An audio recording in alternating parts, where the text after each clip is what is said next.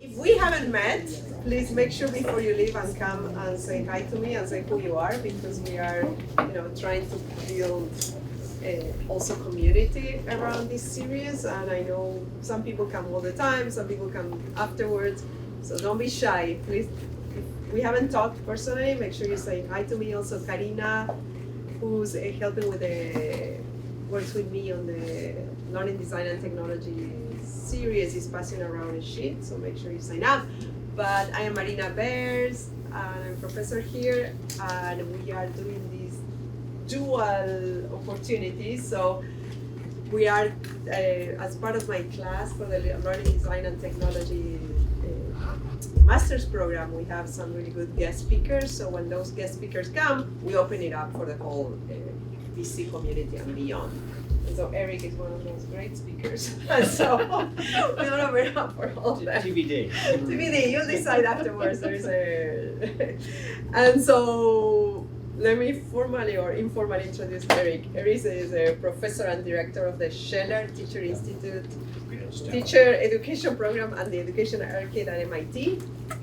And he's done a lot of really cool stuff. I know Eric since I'll keep talking. I know Eric since we were in grad school, and I haven't seen him in a long time, but he's always doing cool, inventive, innovative, and he really thinks about learning and not just education, which is, as you all know, that's what we believe. People can go to school, that doesn't mean they're gonna learn anything. And schools, as we know them, are those formal buildings representing the needs of the Industrial Revolution. They might not be what we need today for learning. So that's a little bit of the perspective. You need me to keep talking? Okay, I'm gonna keep talking. So I'm gonna talk a little bit more about. So why don't we just quickly we'll do how much talking? I think I'm done. Okay, so welcome everyone formally, and Eric. Okay, great. Yeah, so so just say a little bit about. At some point. Okay. Say a little bit of who you are. Great, I will do that. In fact, so thanks for that introduction. Thanks for welcoming me here. I'm going to talk about some of the work we do in educational games and some of the intersection with AI. I'll try to do some stuff hands-on. I think I've planned more than we have time for in 50 minutes. So if I'll take cues, so like if you start looking bored or checking your phone or something like that, I'll move on to some of the later stuff and we'll get to some of the more hands-on stuff. Otherwise, I'll just keep going. Here's a little agenda. I'll tell you a little bit about myself, my background, to the work that I do. I'll talk about some of our pedagogy of learning games that we have in our lab, the Teacher Education Program and the Education Arcade. I'll go through a series of examples, a couple historical, but mostly try to keep current examples on resonating this idea of resonant games and illustrating principles around that. And then I'll talk about how we connect that with some of the work we're doing in AI, and then close with some thoughts for the future, and if we have time to do some more hands-on stuff. But I will have a couple breaks in between for you to do some things on hands-on. All right, a little bit about me. My background, I'm a biologist by training. I did my PhD and my undergraduate degrees in biology. Sometime during graduate school, got interested in I was doing computational biology and got interested in the educational applications of that kind of work. In the upper right there is a virtual lab that I did as part of my thesis work, and really found that my passion was for using technology, not for doing biological research, but for really communicating principles about science and engineering and math. And so that's what I've dedicated the rest of my life to since then. After I left grad school, I was a computer science teacher in Amherst, Massachusetts, before eventually coming to MIT through a connection through a postdoc. I met with Resnick during a postdoc and decided that he sort of like embodied the passion that I had between sort of combining sort of deep understanding of computers and technology with education. And then somewhere along the line, and this is relevant, I connected with another colleague, Kurt Squire and Henry Jenkins, and started doing work moving from simulations into games. And so now I continue to do a lot of work in both those areas. And we created this project called Games to Teach a number of years ago, and some of that work lives on today in many different forms. I mentioned that the teacher education program, so I do run a teacher education program at MIT. It's our program that certifies MIT undergrads who want to be math and science teachers. So we do have a licensing program for them. And then I run a group called the Education Arcade, which is where we do our sort of research and development. So I'll mostly talk about the work that sort of falls under that banner. This is a quote that I came across many years ago, and it still really resonates with me in terms of why we think about the connection between, particularly the kind of work that we do in science and engineering with play and games. It's this idea that, like, if you walk around sort of the hallways of science and engineering research labs, they're not sort of sitting there writing in their notebooks, like making hypothesis and like what are the conclusions and sort of like following this really linear process that we sort of teach in school about how science works. Instead, they're sort of playing with ideas. Maybe they're writing things on a board, maybe they're sort of doing things with their hands, they're conversing with each other, they're tossing around ideas. It's really a very playful, sort of innovative, creative task. And what we want to do is think about ways we can embody that in work that we do in schools where kids experience science, and it's typically not so much that. Even if they're doing labs, it's often sort of a linear lab, which is that sort of they understand that there's like a 5-step process to doing a lab, and it begins with a hypothesis, and that hypothesis is typically given to you already. And we really want to give students the experience of actually doing science. So we think about games as a way of doing that.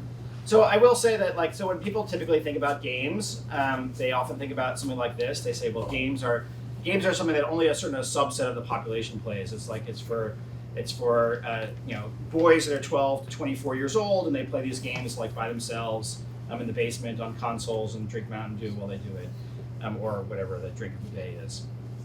And if we want to put learning into those games, we have to figure out some way to sort of cram some learning content in there so that they'll enjoy doing this. And so here we'll ask how many volts he needs for his laser cannon to kill 3 times 6 opponents. And this is actually, there are plenty of learning games that are a lot like this that are out there, but we don't think about games or learning games like this. We think about them in a much different way. And a lot of what I think about is, this is another example of one of those games. That was not an actual game. This is an actual game, Math Blaster. Has anybody played Math Blaster? I see a couple nods. It's probably one of the most commercially successful educational games of all time to this date. It's existed for, I don't know, 25, 30 years at least in different versions of it. And for some people it's really enjoyable, but the idea in Math Blaster is that there's these equations that float around in the sky there, and then there's these other equations that are floating around on these asteroids or meteorites or whatever they are, and you have to match the thing that's floating around to the thing that's on the top of the screen there, and then something will explode and you'll get some points. The idea here is that the play is the reward for learning. So there's a reward, there's that I get to score points, I get to blast things out of the sky, and that's how I learn. And this is what's often referred to as chocolate-covered broccoli. The idea is that broccoli is something we want kids to eat. It's good for them. It's like the math in this situation here. And we know that they like something else. They like chocolate, so we're going to put those things together. We're going to slather the chocolate on top of the broccoli, and they will love this thing. That's the design of this. We know that they love shooting things. We know that they have to do math, so we're going to put those two things together. I'll note here that, like in this case, like those are math problems, but that we can substitute anything. Like those could be history, facts. They could be anything in that situation, and that's one of the challenges that we often have is that people, when they think about designing these games, they're like, well, I want to be able to make a game in any content area for a little bit of money, and so I'm going to do it in this way. The canonical example I like to think of here is anybody played any of the Zumbinis games? I see also a couple nods in that. So the Zumbinis games are the ones that I sort of use as my canonical example of the antithesis of this, because they originated, the original versions were around the same time as Math Blaster. Although they've been reincarnated again many times since. And my colleague Scott Osterweil is one of the people who worked on that. And that's the game that you see on the top there. It's a game about mathematics, but you'll never see a math equation on the screen. It's really a sort of much more deep mixing of the mathematics. I think about this as the DNA level of the chocolate and the broccoli. It's much more a deep mix of those things and really combining them in ways that are really authentic. So the math that you're doing in there is really authentically done. And authentically portrayed about the way it's done in there. And in fact, you do learn a lot of mathematics. You embody mathematics in there. But it's not about sort of making math fun. It's about showing that math is fun. That's what Scott often says. So we want to show kids that math is fun, not make math fun. Because showing math is fun is sort of a durable thing. Making math fun is not durable. The problem is with chocolate-covered broccoli is that when we sort of stop giving them chocolate, they learn that, okay, I'm no longer rewarded for this and I should stop loving math. And in fact, maybe it even teaches them that math is something you should only do if you're rewarded for it. It has nothing that's inherently valuable in and of itself. I combine this also with this idea of the joy of gaming, and this is often what people think that gamers look like. That gamers are just having fun, like they're throwing their hands in the air, they're just smiling, they're gleeful, and these are just pictures of people having fun or feigning fun. In fact, these are actual pictures of gamers. This is the ones in the upper left there are from a photo essay that somebody did a number of years ago, and the light you see reflected is they're looking at a screen from a game. That one is my kid in the Spider-Man suit there at PAX East here. And you'll see that they have this intense look on their faces. They are intensely focused on this game. And it's this idea comes from Papert that's really that games are hard fun. It's that you're having fun not in spite of what you're doing being hard, but because it's hard. You're sort of given a challenge, and the challenge becomes the thing that's fun. Overcoming that challenge is the thing that's fun. And that's what we think about in our game design. So what I will do is I'm going to take 3 or 4 minutes and ask you to do something. So what I want you to do is choose Sudoku or Tetris if you have a laptop or a Chromebook. I think these also work on a phone if you have a phone with you. And I just want you to play for a few minutes. And I've chosen these two games both because they're common and people sort of know how to play them. And the other reason I've chosen them is because each of these particular ones you're allowed to choose the level. And what I want you to do is play once at the very easiest level, and then once at a really hard level. And then if you have time, once at a really easy level for time's sake, once at sort of a level you think is your speed, and then if you have time, an extra hard level. So let's just take 5 minutes and do this.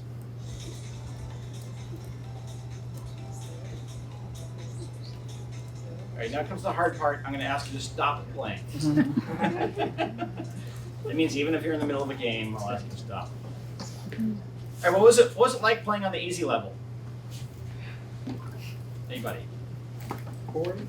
Boring? Why was it boring? Because it wasn't challenging. There's no challenge. Okay. Anybody else? What game did you play? Tetris or Sudoku? Tetris. Okay. Anybody else? Experience on the easy? Yes.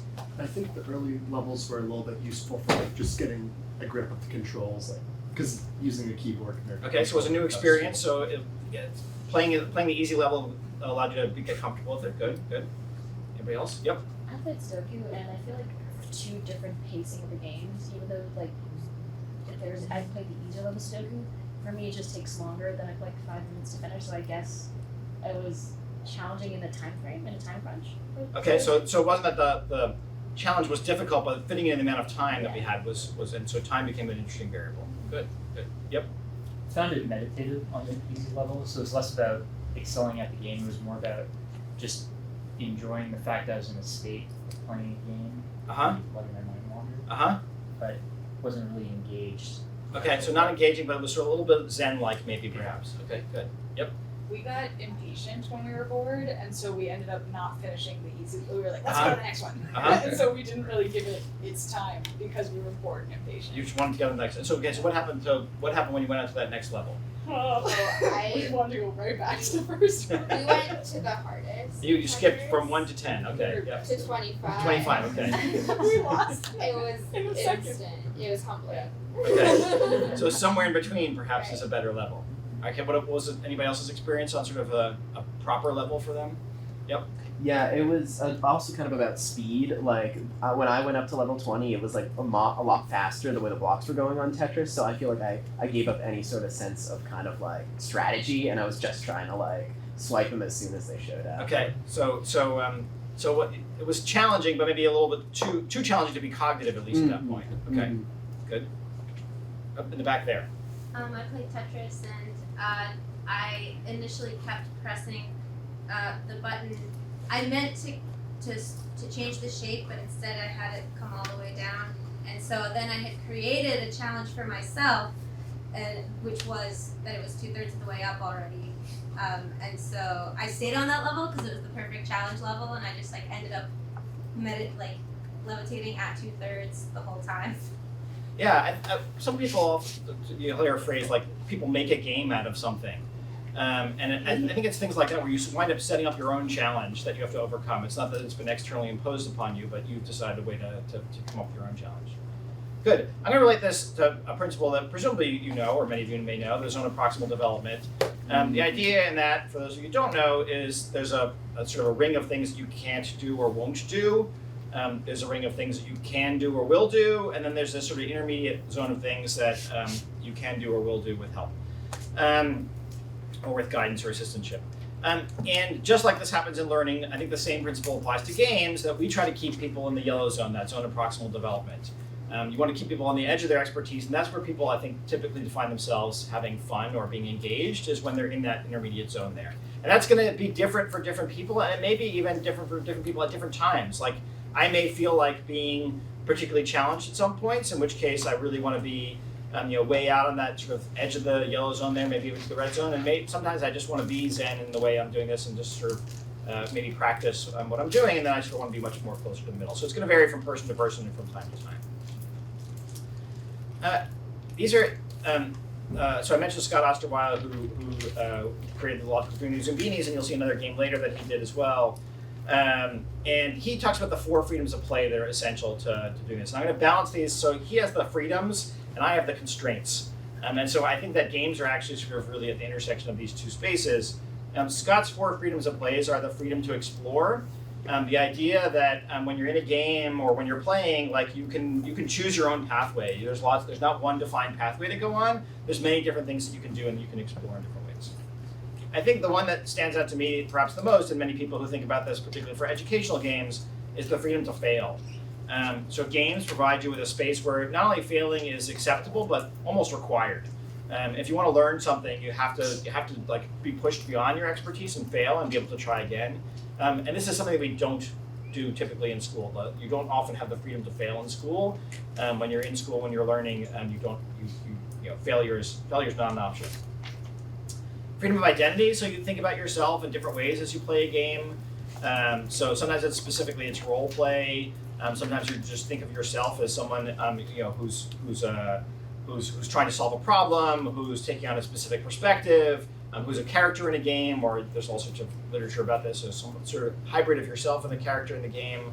But you really sort of think about yourself in different ways in the game. And finally, freedom of effort. That also relates to the fact that sometimes you just want to play sort of like the easy level. If you watch kids playing like tag on a playground, they don't run hard all the time. They eventually stop and allow being I'll be it now, I'm going to be tagged. They might sit on the sideline, and it's important to sort of have that freedom of effort. And if you think about, I remember playing some MMOs, and I was surprised by the fact that like in World of Warcraft, there was public transportation systems where you just have to go on the Zeppelin and get to another place. It takes a while. There's not really anything to do in that space. But I found actually that it's a time to reflect, and so having those sort of ebbs and flows in a game is a really important space for learning, regardless of whether you're just learning the game or whether you're learning something else. So it's important to have that freedom of effort. I balance these with what I call gaminess, the structure of games. And some of these are borrowed from other places. So top of my list is interesting decisions. Sid Meier, anybody played Civilization in this room? A couple nods. You should play Civilization. Civilization is a classic sort of world-building game where the idea is you are started, and there's the new version now, you actually play different civilizations, but typically you play one civilization, you're the ruler of that civilization, and you're trying to sort of do something in the world. And along the way, you have to make a series of interesting decisions. They're interesting because you have information about them. They're not just sort of random flips of the coin. There's consequences to those decisions, so you might be punished, you might be rewarded, there's different things you can do as a result of that. So decisions and consequences to those. Clearly defined goals or rules or constraints. I refer back to Civilization. So I said there's things you can do in Civilization. There's actually different winning conditions in Civilization. You can win militarily, you can win in technology, you can win by sort of brokering peace. There's different ways that you can win. And different players may choose to different goals within that game. And they may choose different goals over time. And so I think actually good games give you not just one goal, but actually multiple goals. Finally, there's one more. There's visible, measurable feedback. So sometimes that's score, but I think, again, good games provide you multiple ways of getting feedback. So you might have score, you might have health, you might have items you've collected, you might have a social network. So lots of different kinds of ways of getting that feedback. And finally, there's some sort of underlying model or system. There's a coherent set of rules. In many cases, as we're doing science things, there's a simulation behind it.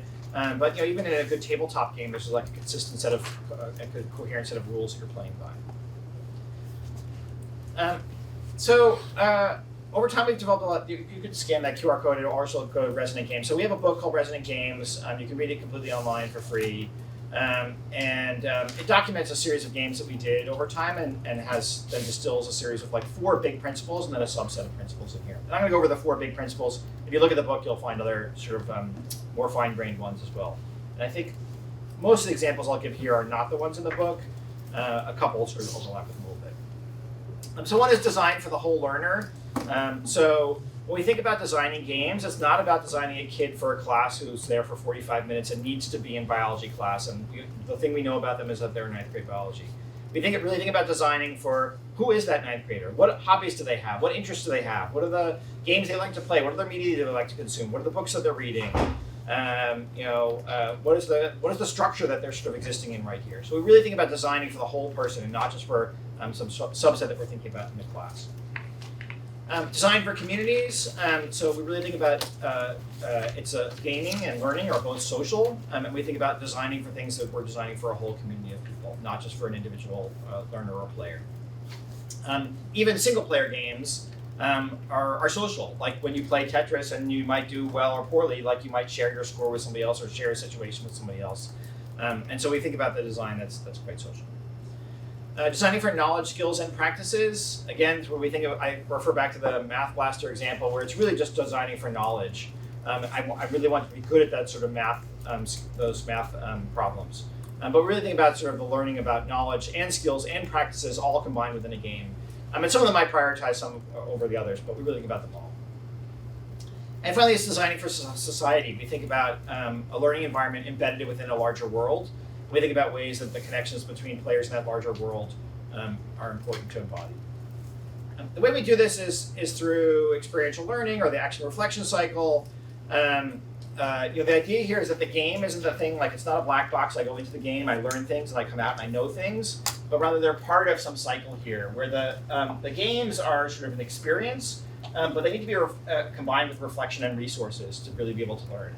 So I might have some sort of implicit understanding of something coming out of the game, but I need to have maybe a lecture or a lab or another hands-on activity to sort of embody it in some way that makes me able to think about how I transfer it outside that game into some other context. The way we do this, and you probably heard about this here too, I imagine, is design-based research.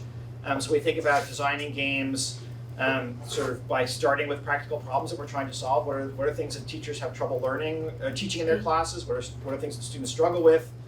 We can think about developing potential solutions. We iteratively test and redesign those in practice, and then we reflect to distill design principles. So the resonant game stuff is the things that we've just reflected to distill those principles. But along the way, we've gone through multiple iterations of these things in real contexts. So let me give an example or two from each of these categories here. I'll start with designing for the whole learner. So this is a series of things we've done over the years on alternate reality games. And I'll give a call out here to Caitlin Feely and Scott Osterweil, who have worked on this primarily within the lab. How many of you know the idea of alternate reality games? A few of you. So alternate reality games are games that pretend not to be games. So one of the original ones was I think it was with Halo 2, it was combined with the launch of Halo 2. The idea was that there was a web advertisement that sort of had some sort of subtle backdoor that you could sort of find something in the web advertisement, and then you got some clues, and those clues sent you to, like, it turned out that they were geographic coordinates of payphones. Gives you an idea of when this happened. There were payphones. And there were payphones around the country, and at certain times those were called, and people all around the country had to sort of answer the call and sort of then find ways of gathering that information online. It pretends to sort of be a real problem. It's embedded within the real world. People who play it know that it's fiction, but the idea is it's a game that's sort of meant to be sort of combining sort of real world experiences and real world tools with the fun games. Some of the great things about ARGs is that they're about collaborative problem solving, which is a great sort of skill to learn. They're about practicing 21st century skills. You have to learn how to collaborate with other people, how to share information. They encourage hypothesis testing and building. They're about building confidence as scientists, engineers, problem solvers, and they also have a great set of leadership skills that can help you develop. The problem is that they're actually really hard to run, and so we've done this in a couple different ways over time. So one is a game that we did at a large scale. This one is in the book. It's called Vanished. It was a game that we did with the Smithsonian Institute in 2011. And the idea was that we advertised that we were going to have a science game that was launching with the Smithsonian on a particular date.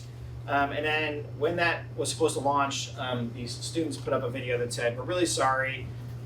We can't launch the game today. Our website was hacked. If anybody knows anything about the hack, please post something in the forums that we've set up." And in that video, just for a brief second, was a little code that would appear on the top of the screen. And people in the forums would start to notice. They would say, "Hey, did anybody notice the code?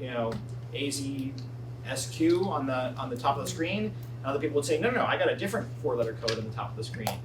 And they realized that actually the codes were things that linked to each other, so you could sort of string them together in the right order. And they realized it was a cryptogram, and so they worked to decrypt the cryptogram. And the cryptogram said something like, "We're messaging you from the future. We've discovered an Earth-like planet that's devoid of life. We want to figure out what happened here. So we need information about Earth to help us figure out what happened on this planet so we can figure it out." And so over the next 6 weeks, students had all sorts of online challenges. They had challenges like measuring temperatures in their backyards and measuring flora and fauna and things like that to try to solve this mystery. And it's a testament to the mystery that occasionally in the forum someone would say this isn't real, right? And the rest of the community would say we know it's not real, but we don't need that conversation here. We're trying to sort of embed ourselves in this situation here. That's not what this is for. So people really sort of dive into the story. The challenge is, this was run by, we had several thousand students across the country over 6 weeks. The problem is that it was really hard to scale. So we now have what we call the ARG in a box, which is a similar kind of experience, but it's meant to run in a classroom or a school or some sort of smaller learning community.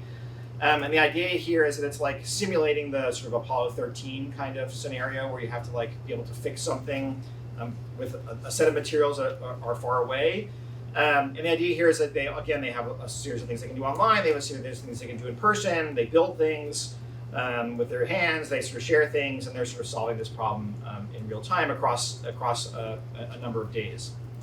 And the idea here is to think about ways we can take that same sort of experience and be able to scale it. Designing for communities. So we have a series of games we've developed over many years. We call participatory simulations. I think that's a link to them. There's also there's a link later. I can print it out later on. The idea in these are about simulating a complex system. So you have some sort of large group of people. Typically, we do this in a class of 20 or more. There's some sort of initial goal. So there's that students have in it, but it really becomes sort of inquiry-based sort of problem-solving scenario that's collaborative. And we try to have it's mobile devices that kids have in their class. Which when we designed this, we were like, kids have cell phones in schools, and they never use them for good purposes. So we should design something that's really great to use with this. Now, many schools ban cell phones, and so we're actually rethinking what the platform is here. But you'll see why it's an interesting platform to choose. I'm not going to too many details here, but it's typically on mobile technologies. The idea is it's really about sort of collaborative problem solving around complex systems. The most popular one we have now is a game called The Fishing Game. It's about the tragedy of the commons. Does anybody know the tragedy of the commons? Raise your hand if you know the tragedy of the commons. Basic principle of the tragedy of the commons, for those that don't know, is you have some sort of common resource. So in this case, it's fishing. If you give people unlimited access to the fishing resource, and there's no cost to sort of going over quota, people will eventually deplete the resource because there's no incentive for them to hold back. And then the population will crash and nobody will get anything. It originally comes from the idea that you could graze sheep on a commons, and if there was no limitations on that, everybody would take as many sheep as they could, graze the commons, and the commons would be overgrazed. The idea here in this game is you are a fisher person, and you have a boat, and you can go fishing in different places, and the different places are QR codes that are scattered around the room. So we have different oceans that are on QR codes scattered around the room. And when there's a fishing season, you're able to get up and use your phone, and you can scan those QR codes to fish in that ocean, and you can send out a boat. It's basically each time you scan, you send out a boat to go fishing in that place. And so what you have to do is figure out, how many fish am I getting back each time? And you're also looking around the room and figuring out like where are other people fishing, and think about whether are they fishing there because that's a good place to fish, or should I go someplace else because there's too many people fishing there.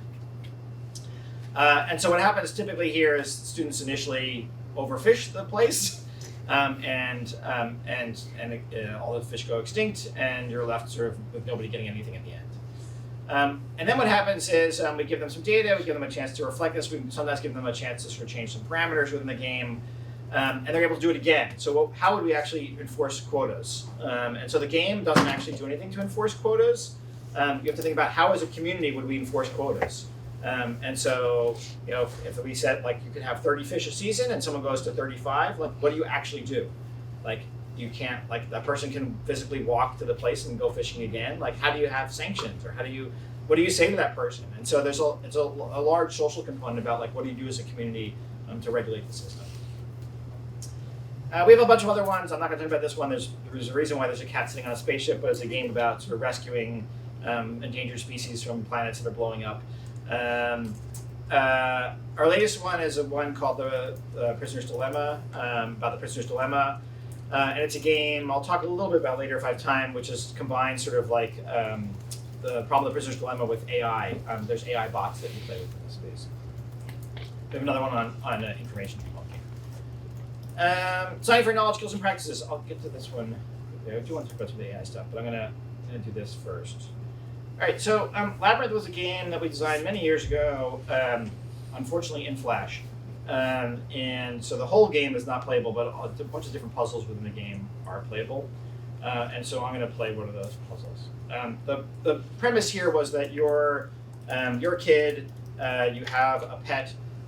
Your pet has been abducted by monsters, and you're trying to recover your pet from the monster lair. And along the way, you have to you're posing as a monster, and you have to figure some things out. So this is one of the puzzles, and you're basically given no instructions. And so I'll ask you what I should do.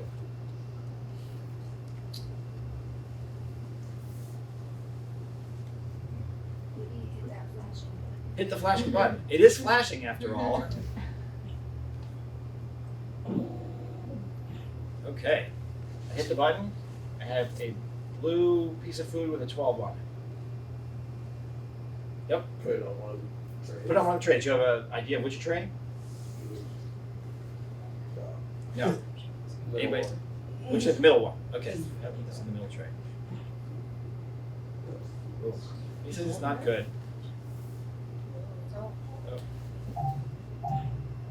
But he likes it. Oh, I heard someone say, oh. What'd you notice? Got some information. What'd you say? We got some information. What information did you get? The little guy doesn't like the chicken, but the little guy next to him did. Okay. Anybody notice anything else? Yep, over there. The lights are going on. Yeah, the lights went down as well. We had more lights, and now they're gone. All right, now what should I do? Press the button again. It is flashing again.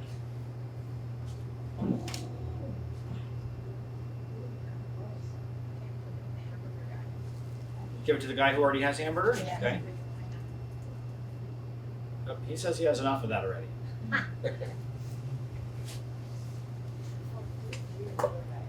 Give it to the middle guy? Oh, he also does not like that. He sent it down to the guy, the lizard. Now what? Press the button again. We have another hamburger, this time with an 8.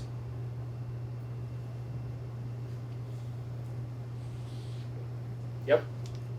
I don't know, some weird pattern I noticed is there's 20 total on that guy and 20 total on the okay. tray. Yep. So maybe, I don't know, should we try the second tray? Second tray, okay. He says specifically, he says, I won't eat this amount, which was interesting.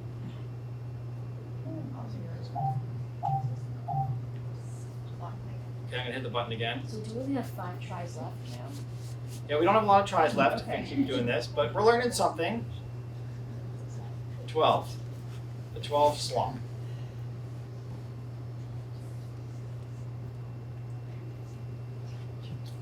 Can we try the guy second from the left again? Because it's a So little. this guy over here? Yeah. Yeah, we don't seem to have a lot of information about him yet.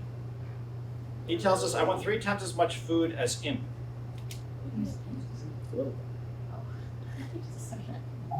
Okay, so things are doing the same spot.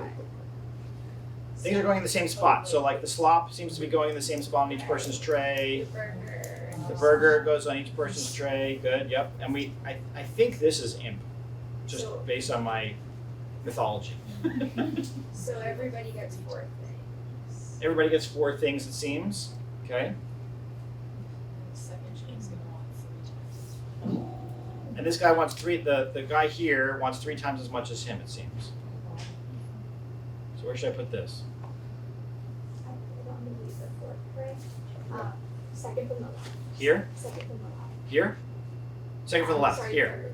Oops. Sorry, I'm trying to get there. No, I didn't mean to put it there. With my poor mousing skills, I've cost you 3 lights. But it would have been wrong anyway.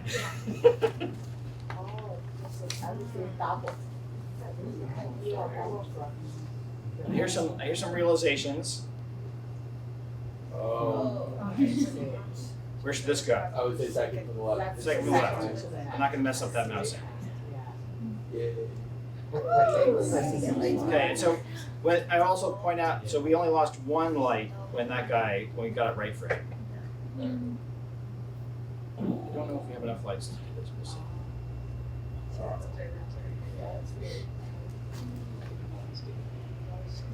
I mean, the guy who was. Guy was nothing? Yeah. Oh, good. All right.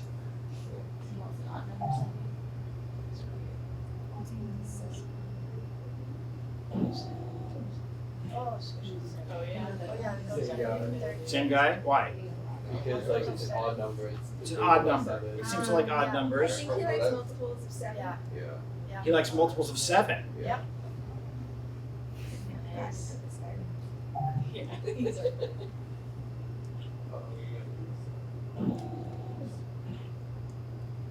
That's the second. Second from the left. Second to the left, this guy. Yeah.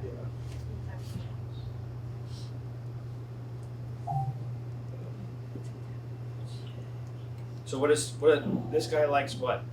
Multiples of 6. He likes multiples of 6. How about this one? Middle.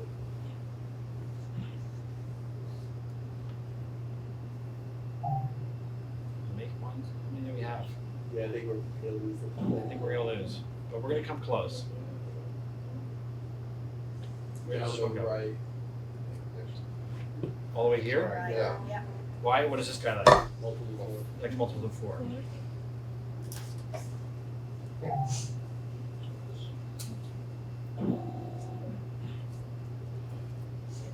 Middle. Middle here. So not only what else do we notice? So we've noticed that certain ones like certain multiples. Any relationship between those multiples on their plates? Yeah, so like the soft is 3 times the sushi, the chicken is 2 times the soft, and then like the burger is 4 times the sushi. So they maintain a constant ratio on each person's plate. Good.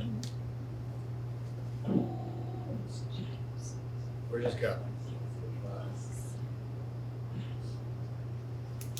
So I think we're gonna be like 1 or 2 short.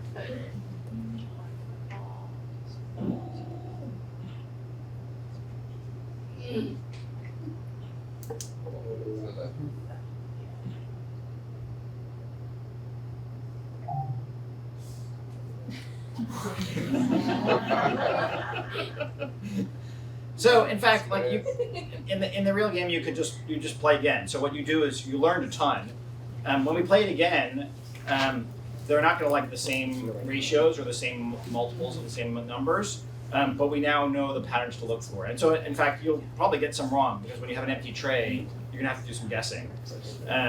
But you know enough to sort of be able to solve this typically after 1 try. If you've learned as much as we did just now. All right.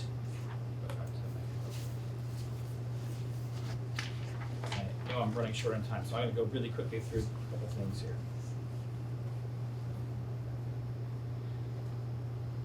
All right, so I talked about knowledge skills and practices with Labyrinth. That was one of the examples of that.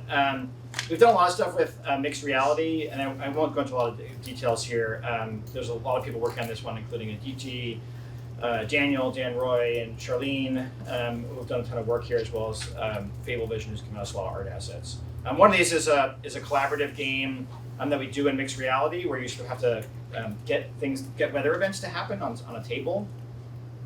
Another one is, I'm going to go through these pretty quickly here. Another one of these is about geometry that you play on sort of a mini golf course in AR. So you have to do transformations and rotations of different objects on the course to make things possible within those spaces. So it's about making geometry, and in particular 3D geometry, much more tangible to students. And finally, the Designing for Society one is, my example is, we're doing a game about climate change. So it uses a real simulation of climate change that this company has created, and they wanted to make this more accessible to more people. And so we created a game where we're giving people different kinds of role play activities around it to try to think about what different kinds of climate scenarios might mean for the characters in the game.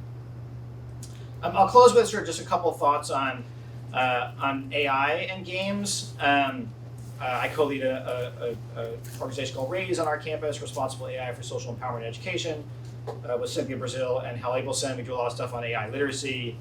I'll skip over this. But what we're doing in our lab now is thinking about ways we think about AI for real-time interactions. This is not about AI creating games, but it's about AI actually used inside of games. And I'll just talk about some high-level principles here. One is learning about AI with AI. So that's one of the principles that we're doing, is thinking about how do we use AI within games to help teach people about AI.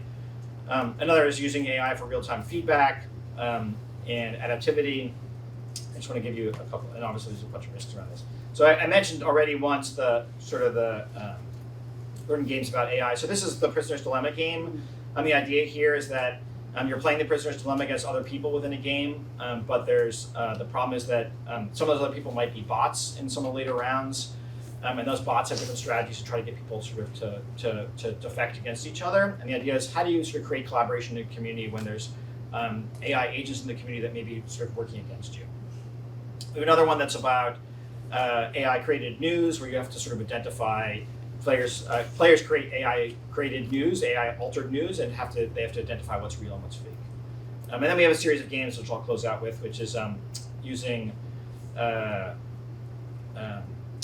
called Keeper of the Broken Lands, and the idea is we're using, I mentioned this sort of action reflection cycle, so the games are not the thing that are teaching the math, and we want people to have it reflect, and so we're thinking about ways we can use AI within a game to help people reflect within the game. So can we use their logs? Can we use chat with characters in the game to help structure some of the feedback that we give them, so that we're giving them the feedback that they need inside the game world to be able to improve what they're doing. This is a game, it's a Pokemon-style game where they're trying to use different variables in the environment, like elevation and distance from other creatures and temperature and things like that, to be able to capture creatures. So that leaves me 2 minutes for questions. I'm happy to share that. There's a whole bunch of other stuff in here. I'm happy to share these slides if anybody else wants to look through them on their own time. So, thanks.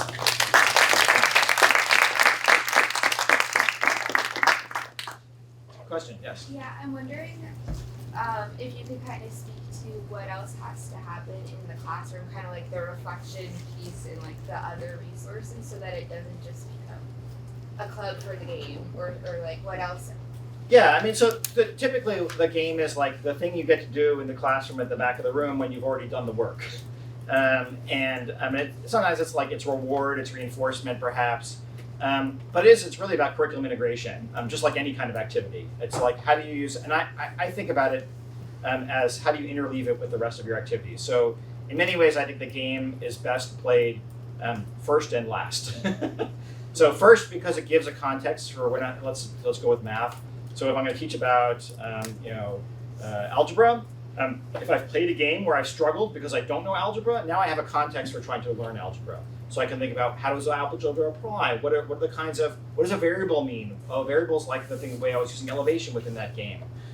So I can think about, I have reference points, I have things to think about. So now when I'm learning formally about algebra, I have something to refer back to. And then I can now solve the next levels because I've now learned something about that. So I have a chance to do that again. Ideally, it kind of keeps interleaving like that as you sort of spiral. I learn something more for the game, and now it gives me a demand to learn something more in the classroom, and which in turn feeds the game. Yep. So I'm curious, talking about video games and everything, I feel like there is kind of a shortage of educational console video games. So I'm really wondering what are some of the barriers would you see to the success of that kind of thing? So in general, I didn't talk about here, we have another book about the market of educational games, which is really a challenging market. So are you selling to parents? Are you selling to schools? How does that change across the age levels that you're thinking about?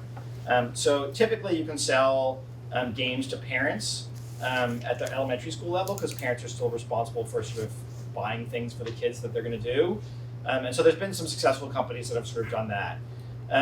Once you start getting to middle school and high school, it's really hard to do that because the kids don't want to do anything their parents bought for them that should be educational. And so that means schools is the place that it happens. And so even that is also a challenging market. But the console market, I guess you could try to make things perhaps for a Switch or something like that would sort of skew you a little younger. But the consoles tend to skew into 12 and up. And that's a place where parents aren't buying things for their kids, and schools don't have them. So it creates a tough market for them, and so there isn't really a big market for that. There was a series of games for one of the PlayStations. It might have been the PlayStation 2. It was not the 3. I think for the PlayStation 2 there was a series of games that a company made for that purpose, and there were actually some schools that bought PlayStations to play these games because they were actually relatively inexpensive computers, but that company no longer exists.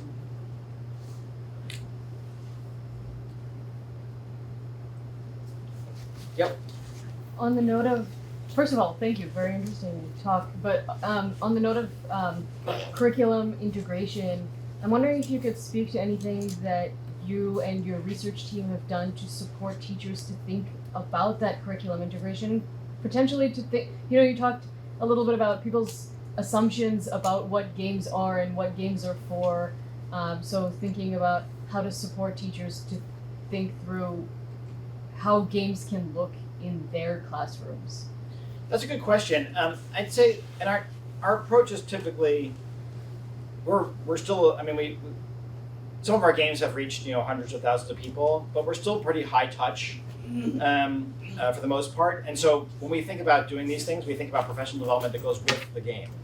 And that means, I think, not the first thing is it means the teacher has to play the game. So they think oh, I know how the game works. I've seen it work. I'm not a gamer. I don't want to do this. But it this goes with all the curriculum that we do. Teachers have to do it. And so I think that's the most important part of our professional development is that teachers actually have to do the things that the students are going to do to get a sense of what their experience is going to be like and how it relates to the formal concept that they're thinking about. But yeah, I think for our part, we really think about combining, whether it be online or in person, we think about combining the game with professional development. Yep. I think when it comes to the general gaming industry, it seems that we're seeing a lot of older people stick around with gaming after those younger ages. Do you think that will influence how teachers incorporate it into classroom learning? I do think that because I think that we're starting to see teachers who grew up playing games. So for the most part, until relatively recently, maybe the last 5 or 10 years, teachers did not grow up playing games, and this was a medium that was for a younger generation, and they don't have a good sense of what they are, how they're played, and now we're starting to see people who have grown up playing games. I think people change the kinds of games that they play as they get older, and sometimes they think about themselves not playing games. So if you play Sudoku, is that playing a game? If I play the New York Times games, is that a game? If I play Bubble Breaker, is that a game? Casual games, that's what most older adults play. And older, I mean 30 and over. They typically play casual games because they don't have the time to play longer form games. But I think that's still a game. And so, a game or a puzzle. And so I think there's lots of you can learn about the ways that you're playing those things and enjoying them that you can transfer into the classroom. I do think that will help make this a more common medium in the classroom. We have the last question. Yeah. I'm curious how the games you showed us were designed. Were they from like by researchers, or are they designed with students and teachers? So yes, and so we. As I mentioned earlier on, I said we have design-based research as sort of one of our primary methodologies, which definitely involves teachers and students from the beginning, helping us think about how we design them.